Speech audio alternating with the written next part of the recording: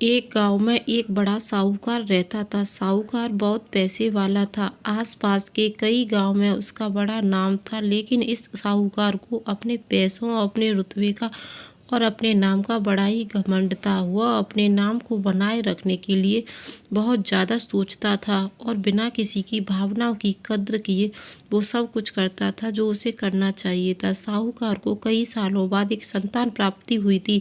साहूकार ने अपनी इस खुशी को मनाने के लिए अपने घर में एक बहुत बड़ा कार्यक्रम रखा, जिसमें उसने आसपास के गांव के सभी श्रीमंत लोगों और सिर्फ ऐसे रिश्तेदारों को जो पैसे वाले थे उन्हें बुलाया था। पास के ही गांव में साहूकार की खुद की सगी बहन रहती थी। क्योंकि इन दिनों उसकी आर्थिक परिस्थिति कुछ अच्छी नहीं थी, इसलिए उसने अपनी बहन को इस तरह कार्यक्रम में नहीं बुलाया। साहूकार ने जिस कार्यक्रम का आयोजन किया था वह इतना भव्य था। इसके अलावा उसमें इतने प्रसिद्ध श्रीमंत लोग आने वाले थे कि इस कार्यक्रम की चर्चाएं हर गांव में होने लगी। यह खबर उस साहूकार की बहन तक पहुंच गई। बहन को यह जानकर बहुत ज़्यादा खुशी हुई कि इतने सालों बाद उसके भाई को आखिरकार संतान सुख प्राप्त हो ही गया। बहन ने सोचा भाई गलती से उसे बताना भूल गया होगा और अपनों को भला कौन न्योता देता है। भोली बहन अपने भाई के यहाँ उस कार्यक्रम में जाने की तैयारियां शुरू कर दी। जिस दिन वह कार्यक्रम था उस दिन बहन सुबह सुबह ही अपने भाई के घर जाने के लिए निकल पड़ी। रास्ते में उसने अपने पुराने मैले कपड़े देखे तो उसे ख्याल आया कि अगर किसी और के घर जाना होता तो ऐसे कपड़ों में जाने की सोचती भी नहीं, लेकिन मैं तो अपने घर अब मेरे मायके जा रही हूँ, वहाँ मुझे ये सब सोचने की कोई ज़रूरत नहीं। जैसे ही वह अपने मायके पहुँची, वहाँ का भव्य आयोजन देखकर वह बहुत खुश हुई और उसे अपने भाई पर बहुत गर्व हुआ। वह वहाँ जल्दी से अपने भाई को मिलकर उसकी खुशियों में शामिल होना चाहती थी। वह तुरंत सीढ़ियाँ चढ़कर घर के अंदर प्रवेश कर गई।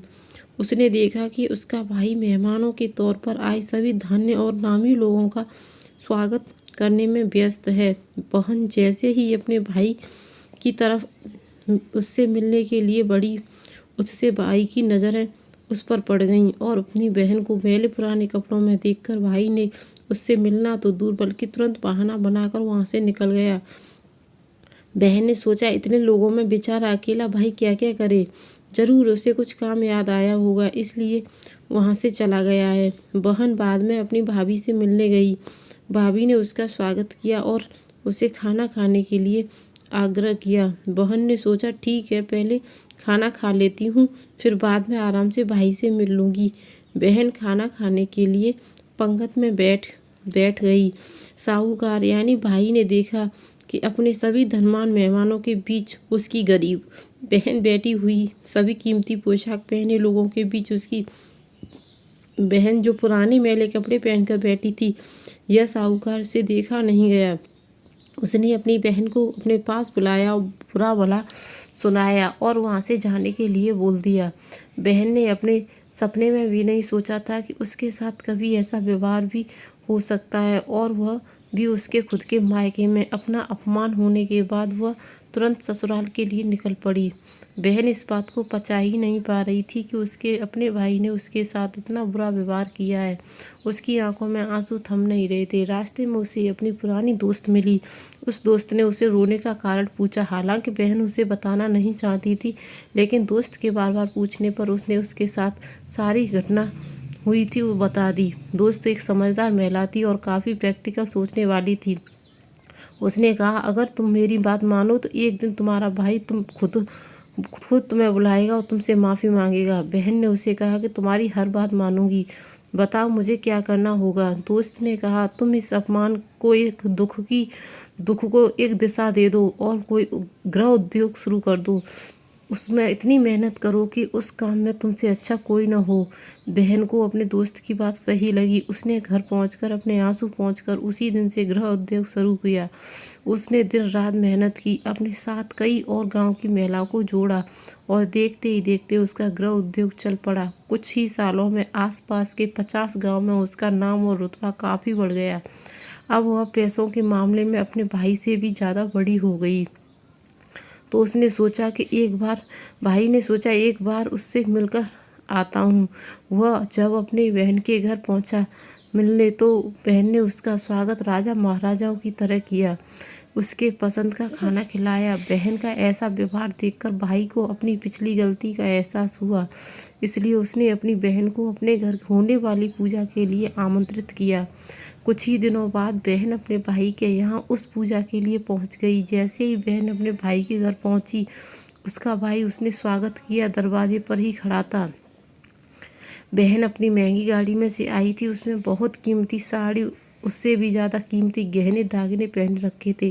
बहन का ऐसा ठाट बाट देख सिर्फ भाई नहीं बल्कि पूरा गांव दंग रह गया।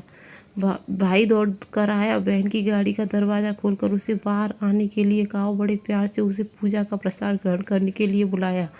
बहन को इस बार 12 पकवान परोसे गई। एक चांदी की थाली में उसे खाना दिया गया और साथ में एक सोने की चम्मच भी रखी थी। उसके बैठने के लिए बेशकीमती पाट रखा गया था। बहन को यह सब देख उससे पुराने दिन याद आ गए जब भाई ने उसे बिना खाना खिलाई भला बुरा कहकर वापस कर दिया था।